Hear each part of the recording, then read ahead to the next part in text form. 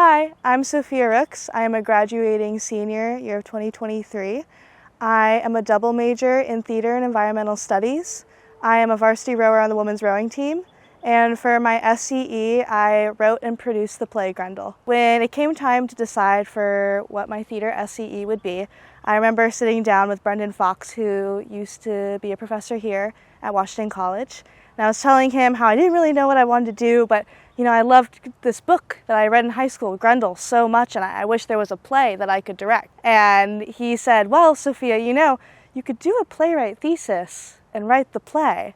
And ever since then, it was history, a very one-track mind. I'm not going to go into town. If more humans want to die, they can come to my doorstep, but I am not about to go out and look for trouble. You are stupid. So are you, huh? Remember? Yeah, I created you so I can also end you. In my adaptation of Grendel, I created this character of Other, which is sort of an awful imaginary friend, I'd put it. The book Grendel has a lot of just Grendel talking to himself.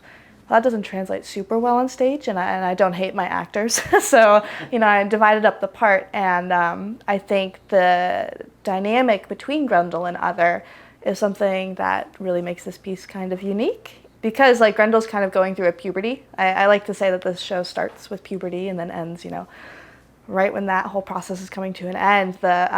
Their relationships switch with who's in charge. In the beginning it's very much Other, and then by the end of the play, Grendel's the one who's all gas, no brakes. Watching the show I wrote be performed on stage with full lights, sound, costumes, set, everything, it didn't really click for me that it was actually happening till opening night.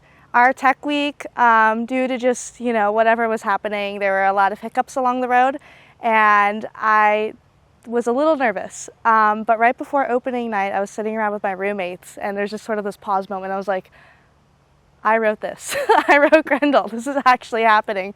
It was like I didn't believe that we were actually going to follow through and do not just a staged reading, but a full show up until that moment. And everyone told me, they're like, we thought you were just holding it together really well. It's like, no, I just, I was so focused on a million other things happening with this project. So, opening night, I was a complete wreck, but watching the first couple lines happen, I knew I was in good hands with the actors and the designers, and it was truly a marvelous experience.